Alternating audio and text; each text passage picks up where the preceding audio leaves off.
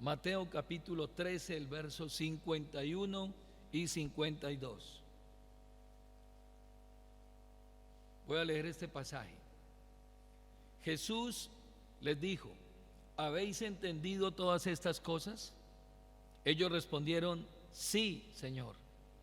Él les dijo: por eso todo escriba docto en el reino de los cielos es semejante a un padre de familia que saca de su tesoro cosas nuevas y cosas viejas. Amén. Oremos. Padre, muchas gracias te damos en esta preciosa noche, muy agradecidos contigo, Señor, por mostrarnos la grandeza de tu reino, por mostrarnos tu divina gracia en tu palabra, por haber puesto en nosotros tu Espíritu Santo, que es el que nos guía a toda verdad, por habernos hecho partícipes de tu naturaleza a través de tu Espíritu, y por continuar la obra de perfeccionamiento en nuestras vidas.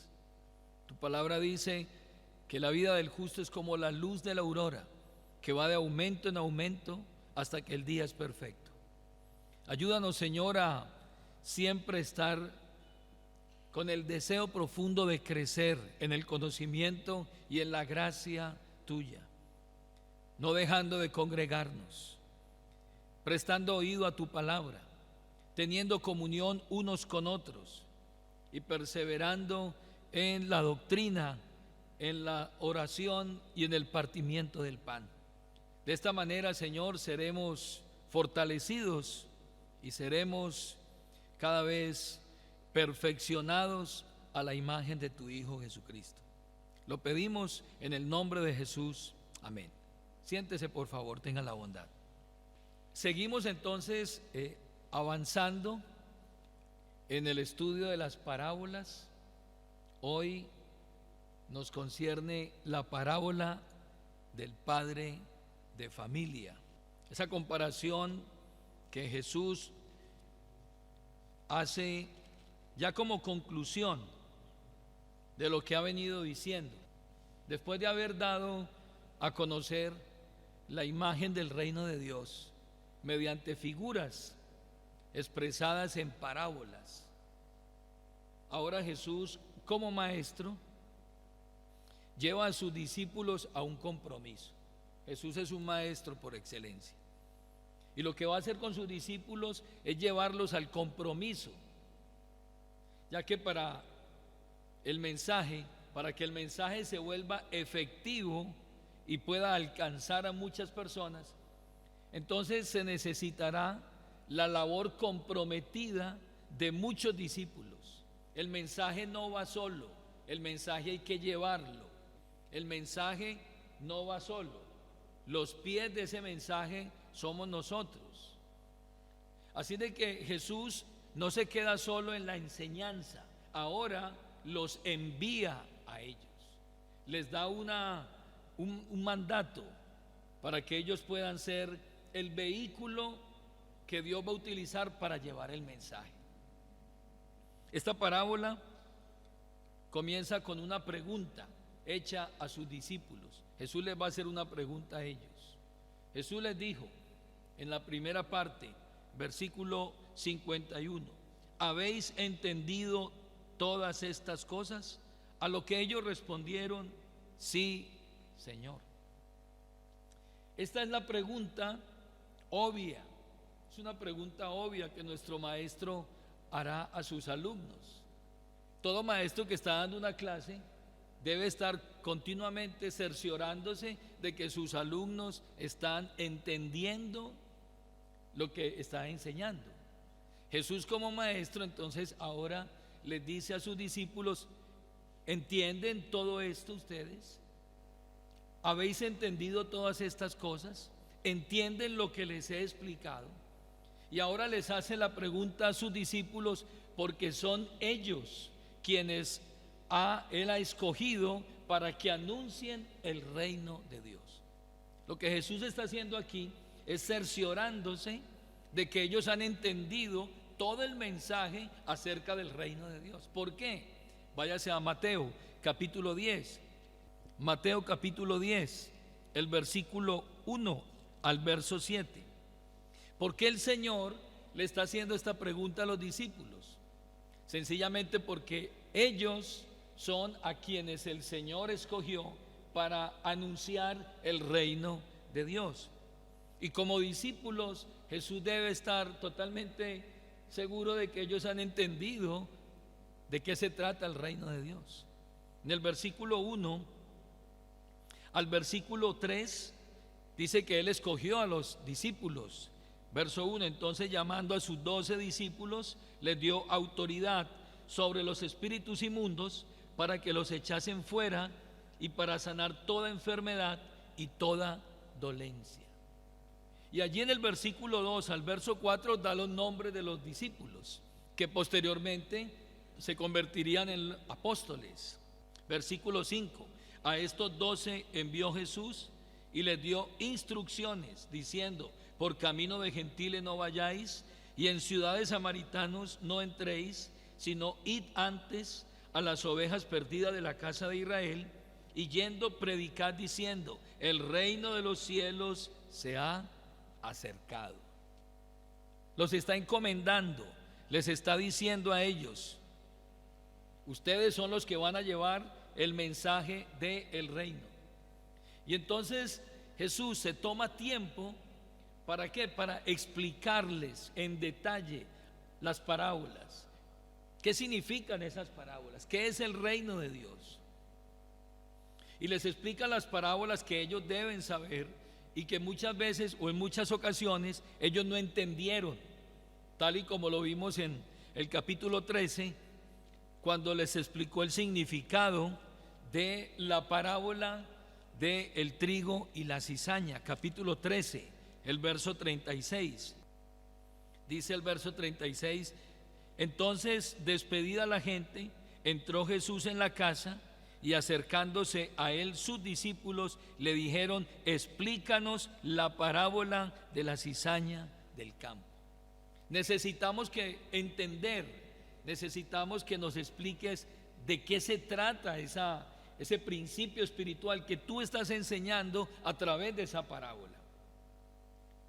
Así de que Jesús ahora les va a decir: ¿habéis entendido? La pregunta está basada obviamente en el contexto de las parábolas. Jesús no les está hablando aquí o preguntando aquí acerca de ninguna otra cosa, sino que les está preguntando acerca del contexto de esa pregunta. Miremos, ¿cuál es el contexto de esa pregunta? Versículo 51. ¿Habéis entendido todas estas cosas? ¿Cuáles cosas? Pues las parábolas que Él les acaba de explicar. Ellos deben comprender la verdad de que en el reino de Dios seguirá habiendo buenos y malos, mezclados. Así como en la parábola de el trigo y la cizaña había una mezcla, así seguirá siendo el reino. Y ellos debían entender eso.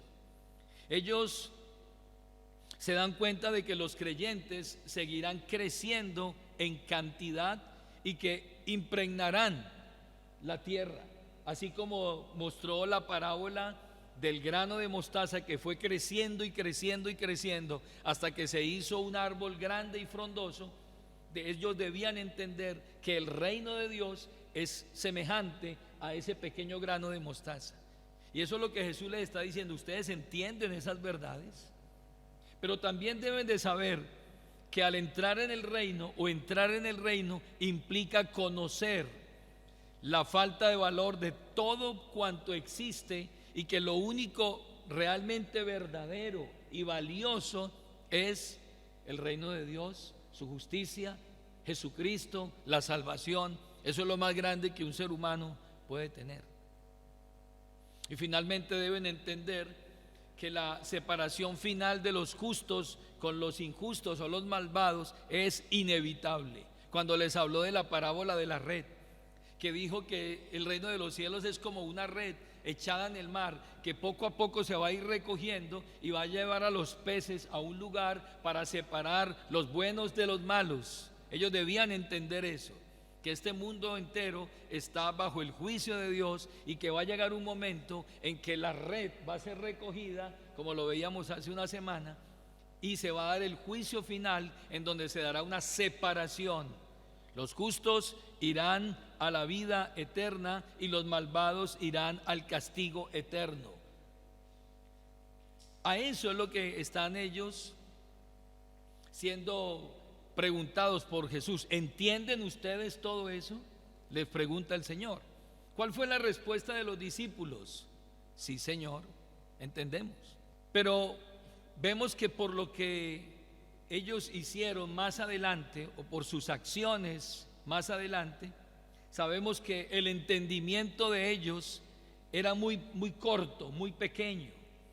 En otras palabras, ellos dijeron sí, Señor, con base en lo que habían entendido. Ellos se habían comprometido a creer en eso y a vivir a la luz de eso. Pero en realidad ellos no habían entendido todo lo que Jesús les había enseñado. Por ejemplo, en San Juan capítulo 13, el versículo 7, cuando Jesús le lava los pies a los discípulos, Pedro dice: no me lavarás los pies. El Señor le dijo: si no te lavas los pies, no tendrás parte conmigo. Pedro entonces le dice: no solamente los pies, sino las manos, la cabeza y todo. Jesús le dijo: el que está limpio solamente tiene que lavarse los pies. Pero Jesús le respondió y le dijo: lo que yo hago tú no lo comprendes ahora, mas lo entenderás después. Muchas cosas que Jesús hizo con ellos, ellos no lo entendieron en el momento, no lo comprendieron. Y el Señor les dijo: cuando venga el Espíritu, el Consolador, Él los va a guiar a ustedes a toda verdad y les va a hablar de lo mío. Él tomará de lo mío y os lo hará saber. Así de que lo que ellos entienden aquí, digamos que es parcial. Es una pregunta que el Señor les dice: ¿ustedes han entendido? Y ellos responden: sí, pero el Señor sabe que ellos más adelante van a tener situaciones que van a demostrar que ellos no habían entendido en su totalidad. Pero el Señor prosigue con la parábola, teniendo bondad con ellos. Y lo que Él les muestra entonces en el versículo 52, dice el verso 52: por eso todo escriba docto en el reino de los cielos es semejante a un padre de familia que saca de su tesoro cosas nuevas y cosas viejas. Aquí entonces el Señor, a través de esta parábola, de esta comparación, va a mostrar unas verdades espirituales. Él les dijo: por eso todo escriba docto en el reino de los cielos. Entonces, lo primero que el Señor va a mostrar aquí, o va a explicar aquí, es acerca de los escribas del reino. Escribas del reino. Pero ¿quién eran los escribas? ¿Quiénes fueron los escribas?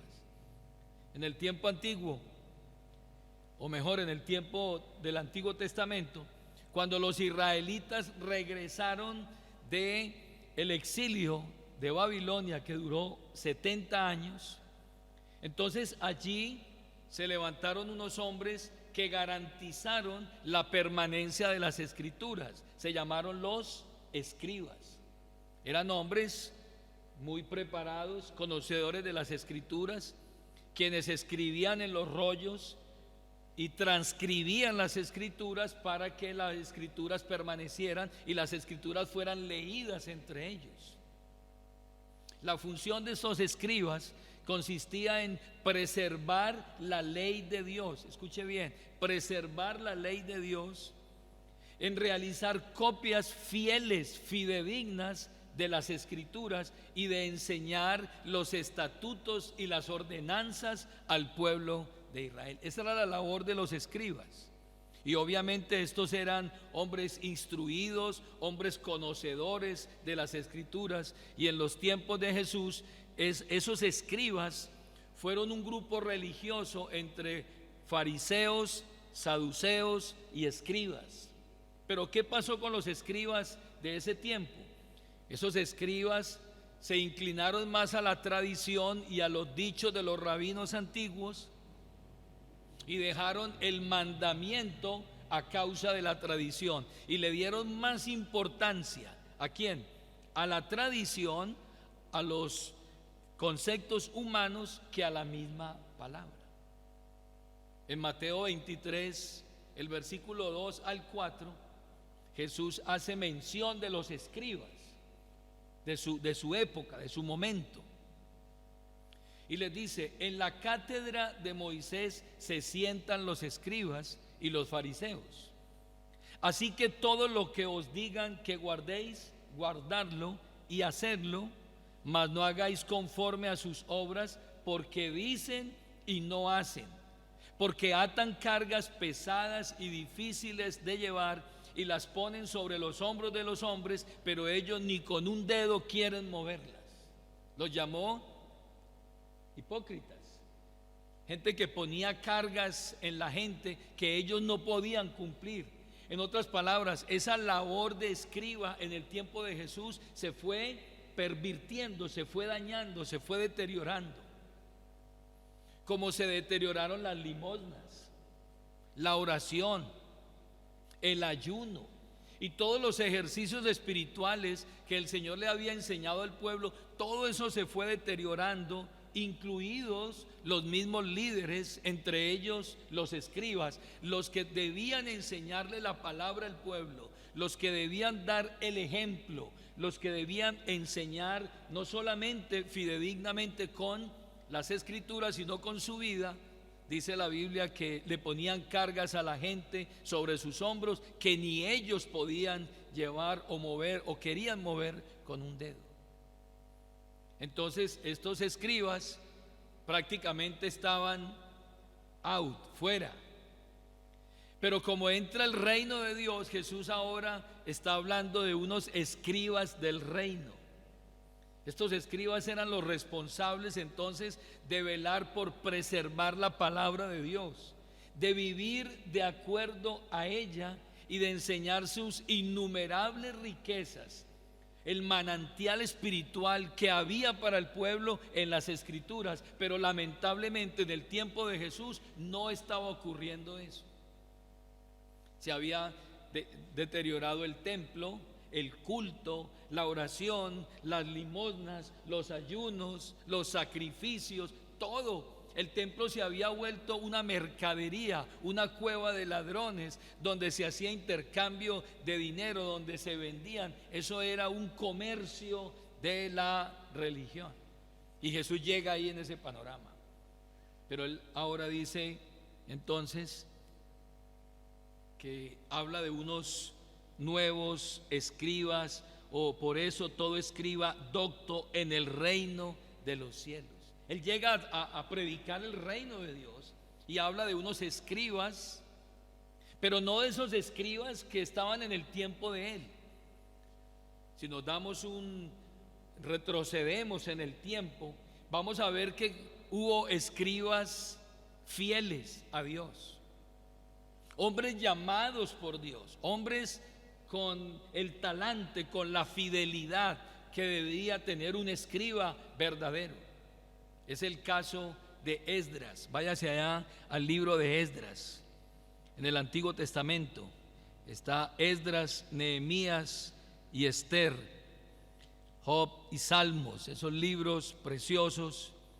Y en Esdras capítulo 7, el versículo 6, habla de un escriba, de un hombre fiel que Dios había levantado, y él fue el iniciador de un gran avivamiento junto con Nehemías y con Zorobabel, cuando el pueblo, después de 70 años de exilio, regresó a su tierra, regresó a su ciudad, regresaron al templo. Y en el versículo 6 dice: este Esdras subió de Babilonia, era escriba diligente en la ley de Moisés que Jehová Dios de Israel había dado, y le concedió el rey todo lo que pidió, porque la mano de Jehová su Dios estaba sobre Esdras. Note usted aquí un hombre fiel, un escriba fiel. Dice que la mano de Dios estaba sobre Esdras. Dios iba a usar a este hombre en ese momento para hacer un avivamiento tremendo en Israel. Y si miramos en el versículo 10, más adelante, verso 8 dice: y llegó a Jerusalén en el mes quinto del año séptimo del rey, porque el día primero del primer mes fue el principio de la partida de Babilonia, y al primero del mes quinto llegó a Jerusalén, ¿quién? Esdras, el escriba, estando con él la buena mano de Dios. Pero mire usted ese talante que tenía Esdras, un hombre fiel. Versículo 10: porque Esdras había preparado su corazón para inquirir la ley de Jehová y para cumplirla, y para enseñar en Israel sus estatutos y sus decretos. Ese escriba fiel, de ese tipo de escribas fieles era que Jesús estaba refiriendo. Si usted nota el versículo 10, muestra entonces tres características de este hombre llamado Esdras, un escriba sobre quien estaba la mano de Dios con él.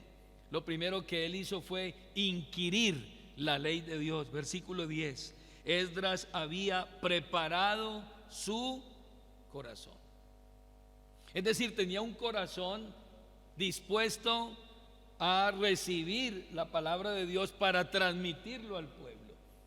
Era un hombre de corazón que había puesto su corazón para servir a Dios. Dice que había preparado su corazón, tenía la disposición para hacerlo, e hizo tres cosas importantes.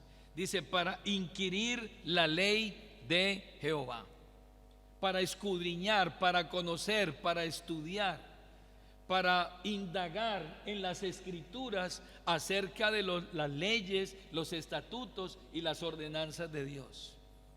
Jesús está hablando de eso, está hablando de unos escribas del reino que deben inquirir, deben conocer las escrituras, deben haber escudriñado las escrituras, como Jesús le dijo a los fariseos: ustedes escudriñan las escrituras que dan testimonio de mí, pero ustedes no conocen las escrituras. Pero Esdras había inquirido la ley de Dios, había inquirido y escudriñado la ley de Dios con un propósito. Dice: con el propósito de cumplir la ley de Dios.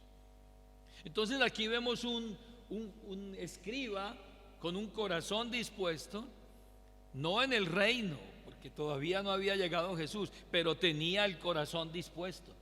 Entonces Jesús está hablando de unos escribas en el reino que deben tener la misma disposición de inquirir, de investigar, de escudriñar, de profundizar en las escrituras con un propósito. El propósito es cumplir la palabra de Dios, cumplirla. Porque, hermano, de nada le vale al hombre conocer las escrituras, de nada le vale al hombre memorizar las escrituras, de nada le vale a la persona ir a un instituto bíblico, llenarse de conocimiento, de estrategias, de mil cosas, pero no cumplir la palabra, no vivir la palabra. Aquí dice que Esdras había inquirido las escrituras. ¿Para qué? Para cumplirla. Y número 3, y para enseñar en Israel sus estatutos y sus decretos. Así de que Esdras se convierte en un modelo ejemplar. Primero estudió las escrituras, luego vivió las escrituras y finalmente enseñó las escrituras al pueblo. De ese tipo de escribas es que Jesús se está refiriendo. Pero el éxito de ese escriba llamado Esdras no fue su habilidad, su agilidad para inquirir, para investigar las escrituras. No, el éxito de ese hombre lo encontramos en el versículo 9. Lea conmigo de nuevo el versículo 9 del capítulo 7. En la última parte dice: estando con él la buena mano de Dios. ¿Por qué llegó Esdras a conocer cosas grandes y maravillosas? ¿Por qué pudo vivir de acuerdo a lo que él había inquirido? ¿Y por qué tuvo la autoridad para enseñar? Porque la buena mano de Dios estaba sobre él. Por eso se logró de esa manera. Así de que Jesús ahora establece un nuevo tipo de escribas en el reino, ya que los escribas de su época se han degenerado, se han torcido de la palabra, y ahora le están dando más relevancia ¿a qué? A la tradición que a las escrituras. Entonces Jesús habla ahora de unos escribas en el reino de los cielos. Son sus discípulos, son los que están a su alrededor, los que han estado con él, los que han caminado con él, los cuales tenían que llevar a cabo esta gloriosa labor de expandir el reino de Dios. Y entonces les muestra ese corazón dispuesto como el de Esdras, qué es lo que tendrán que hacer, y los va a delegar para que ellos sean los que enseñen a otros. En Mateo 5:14 los llama la luz del mundo. Ustedes van a dar el ejemplo, como Esdras, que inquirió para cumplir la ley. Ustedes van a dar el ejemplo con su vida. Ustedes van a enseñar a los demás lo que yo les he dicho. Mateo capítulo 28, el verso 20 dice: enseñándoles que guarden todas las cosas que yo os he mandado. En otras palabras, ustedes van a hacer lo mismo que hicieron los escribas, pero no van a terminar como ellos. Ustedes van a enseñar. Es más, ellos irían a escribir las escrituras del Nuevo Testamento. El Espíritu Santo les recordaría cada palabra, cada momento que ellos habían vivido con el Señor, y ellos escribirían las epístolas, los evangelios, y todo lo que la revelación del Nuevo Testamento sería escrita por ellos. Así de que Jesús se está refiriendo a ellos y los llama escribas doctos. Es decir, son personas que, como Esdras, han preparado su corazón para estudiar con toda diligencia la palabra de Dios con la dirección del Espíritu Santo. Allá aparecen entonces esos hombres dedicados a investigar, a estudiar, a escudriñar, a aplicar eso a su vida y luego a enseñarlo a otras personas. Y en el versículo 52, volvamos allá a Mateo capítulo 13, entonces se les compara. Ahora Jesús hace una comparación. Versículo 52: por eso todo escriba docto en el reino de los cielos, hablando ya de ellos como maestros, como esos teólogos que irían a enseñar a otros los misterios del reino. Dice: es semejante a un padre de familia que saca de su tesoro cosas nuevas y cosas viejas. ¿Cuál sería entonces la función de esos apóstoles, discípulos? Los compara como un padre de familia. El padre de familia era el responsable del bienestar de su casa, de su hogar. Y parte importante de su deber era mantener siempre el alimento, el suministro. Y entonces había una bodega donde se guardaban los alimentos, los vestidos, y el padre de familia tenía que estar pendiente de qué faltaba allí. Cuando sobraban cosas, él volvía y las guardaba, y cuando había necesidad, él sacaba de nuevo alimentos, sacando los más antiguos para luego finalmente sacar los más nuevos. De esa manera entonces mantenía siempre a su familia abastecida de todo lo necesario. Esos 12 discípulos que inicialmente el Señor llamó y que los envió para mostrar las grandezas del reino, el Señor les confió la revelación de su palabra y el establecimiento de su iglesia a través de esos 12 hombres. Ustedes ahora son los que van a enseñar, los que van a mostrar, van a escribir las escrituras. Y ellos conocían aquí antiguas verdades y vendría una revelación nueva para ellos. Se les estaba añadiendo a ellos verdades que eran nuevas. Proclamarían la importancia de tanto las enseñanzas antiguas como las enseñanzas nuevas del reino de Dios. Entonces estos discípulos ahora son los encargados ¿de qué? De enseñar. Y ellos delegarían a otros a su vez, y estos a otros, y a otros, y a otros. Finalmente llega hasta nosotros, que somos los encargados de enseñar la palabra fielmente. Jesús, note usted que como maestro, cuando enseñaba y predicaba, sacaba de su tesoro cosas antiguas y cosas nuevas. Váyase al libro de Mateo, capítulo 5. Esas cosas antiguas son los estatutos y ordenanzas del Antiguo Testamento, son las profecías del Antiguo Testamento, son los mensajes del Antiguo Testamento que ellos ya conocían, pero ahora vienen unas cosas nuevas que Dios a través de su Espíritu Santo les va a mostrar a ellos. Y es que Cristo es el cumplimiento de toda esa ley y de todos los profetas y de los salmos. Mateo 5:17. Mire lo que dice la Biblia: no penséis que he venido para abrogar la ley o los profetas. No he venido para abrogar, sino para cumplir. Es decir, las cosas antiguas no van a ser abolidas. Yo vine fue a cumplir la ley. Versículo 21 dice: oísteis que fue dicho a los antiguos, no matarás, y cualquiera que matare será culpable de juicio. Pero yo digo que cualquiera que se enoje contra su hermano será culpable de juicio. Entonces Jesús está enseñando el antiguo mandamiento, pero está dando una aplicación ¿qué? Nueva acerca del mandamiento. Versículo 27 dice: oísteis que fue dicho, no cometerás adulterio, pero yo digo que cualquiera que mire a una mujer para codiciarla, ya adulteró con ella en su corazón. Mandamiento viejo, antiguo, mandamiento nuevo. Está sacando de su tesoro cosas viejas, antiguas y nuevas.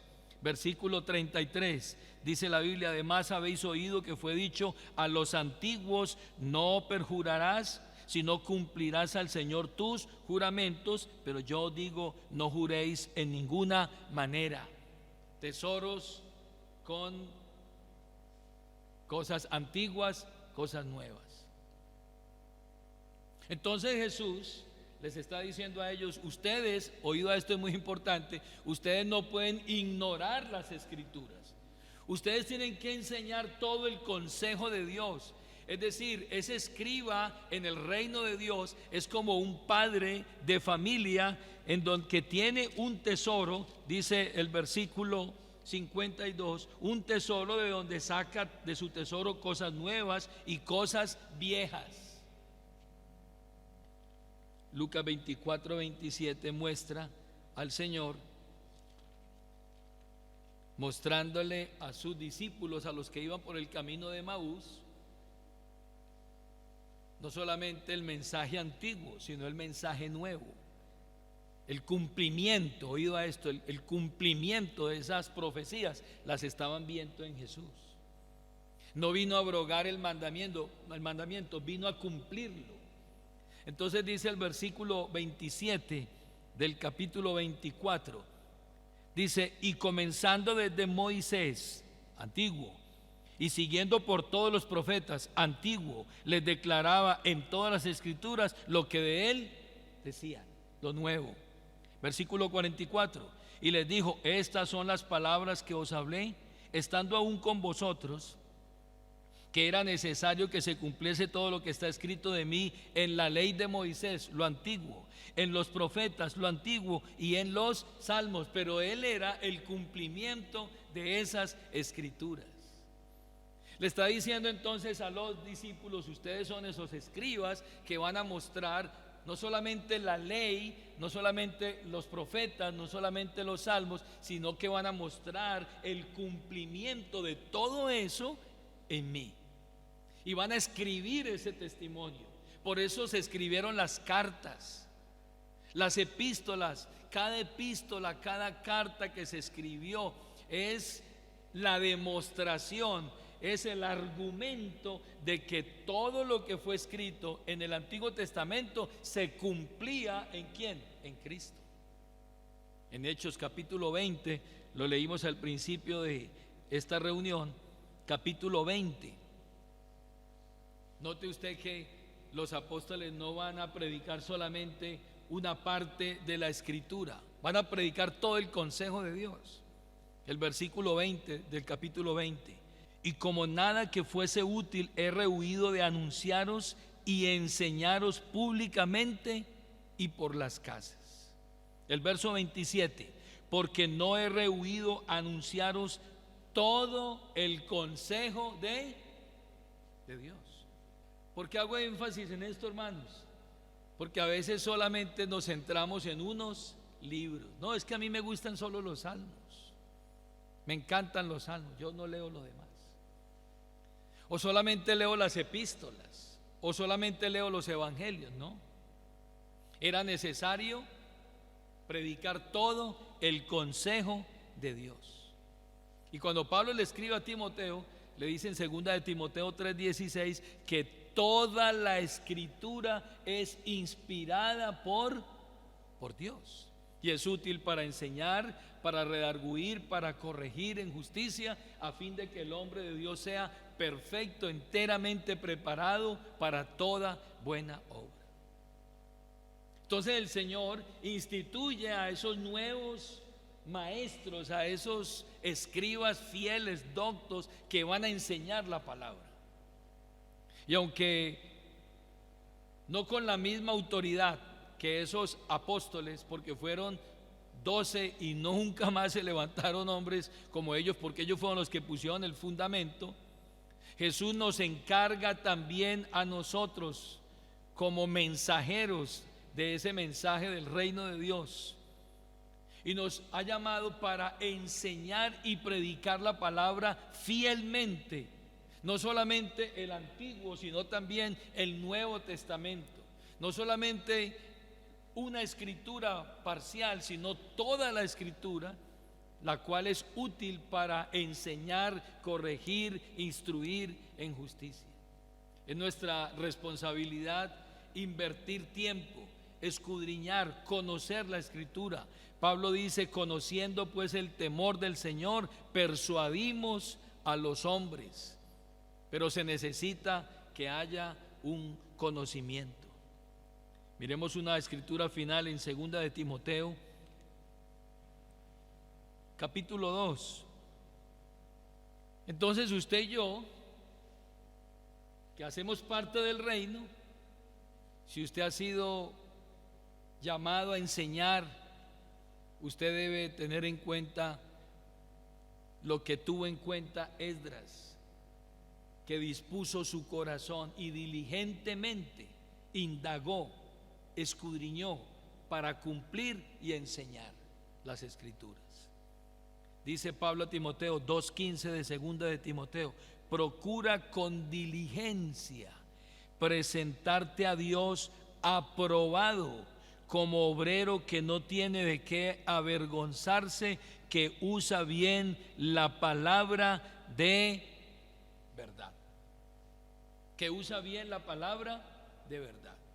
Que está dispuesto a enseñar, que está dispuesto a escudriñar, que está dispuesto a vivir las escrituras, que está dispuesto a enseñarlas a otros, pero antes de enseñarlas, él las ha aplicado primero ¿a quién? A sí mismo. Y si las ha aplicado a sí mismo, es porque las conoce, porque ha escudriñado. Hoy hay un llamado para nosotros, hermanos,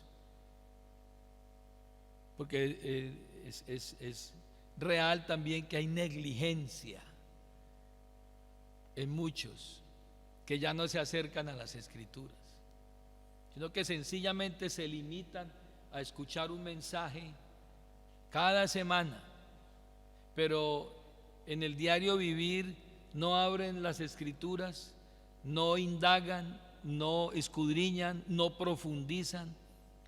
y sus vidas pues muestran un conocimiento muy superficial de las Escrituras. Por eso hay un evangelio ligero, hay un evangelio que se limita muchas veces a un evangelio social, a un evangelio de reunirse, de compartir con personas, pero cuando se indaga acerca de esas cosas del reino que tienen que ver con las cosas del reino, con la doctrina, con los fundamentos, con lo fundamental, no se conoce. Y eso permite o hace que no podamos enseñarle a otros. Por eso las vidas se estancan, las iglesias se estancan, porque no hay hombres preparados, no hay hombres diligentes, no hay hombres que están con hambre de conocimiento y de búsqueda y de servicio. Y las iglesias se van estancando y se van quedando. Pero nuestro deseo, hermanos, es orar a Dios para que Dios levante esos hombres que están en procura, como Esdras, de disponer su corazón para servirle a Dios en la predicación, en la enseñanza, en la exhortación y en todo lo que tiene que ver con la expansión del reino de Dios. Ese fue el mensaje espiritual, ese fue el principio espiritual que Dios, el Señor Jesús, le dio a sus discípulos allí en esa enseñanza. Estemos en pie, por favor, tenga la bondad. Y demos gracias a Él. Yo quiero estimularle para que usted y yo nos preocupemos más por el estudio de las Escrituras, por la búsqueda del conocimiento. Quizás usted lleva 10 años, 15 años en la vida cristiana, pero se ha limitado, le ha puesto límites al conocimiento de las cosas de Dios. Y sabemos que ese conocimiento que comienza en nuestro intelecto se va transformando en un estilo de vida, en una forma de pensamiento que conduce o rige nuestra forma de vivir. El llamado hoy es volver a las Escrituras, volver a el libro, como lo hizo Esdras. Oremos. Padre, gracias por tu palabra. Señor, que podamos tener un corazón dispuesto como lo tuvo Esdras y que podamos con gran necesidad buscar siempre el consejo, el conocer las Escrituras, no parcialmente, sino de forma amplia. Sabemos que hay muchas veces limitaciones de tiempo, o a veces hay compromisos, o hay cansancio físico, pero necesitamos, sí o sí, volver a las Escrituras, volver al conocimiento, que podamos nosotros, Señor, indagar y luego poner por obra para vivir esas verdades espirituales. Si esto es un tesoro, así como esa parábola del terreno donde estaba ese tesoro, será necesario cavar, porque ese tesoro no está en la superficie, ese tesoro se encontró en la profundidad de la tierra. Al igual que esa perla de gran precio, fue necesario bucear hasta lo profundo para encontrar allí esa perla de gran precio. No se encontró en la superficie, no se encontró en la playa. Fue necesario descender, profundizar, indagar, escudriñar profundamente para encontrar esas verdades espirituales. Señor, hay una iglesia hoy o unos creyentes hoy que se están conformando con simplemente escuchar lo básico, los rudimentos de la doctrina, pero no han querido profundizar en esas verdades. Y necesitamos, Señor, iglesias sólidas y hombres también que estén puestos en tus manos, que tengan un corazón dispuesto para recibir una iluminación gloriosa del Espíritu Santo y pueda haber una enseñanza sólida en nuestras iglesias, en nuestros creyentes. Permite, Señor, que haya esa necesidad y que haya una respuesta a esa necesidad en cada uno de los que estamos aquí y los que están escuchando y los que escucharán este mensaje. Lo pedimos en el nombre de tu amado Hijo Jesucristo. Amén.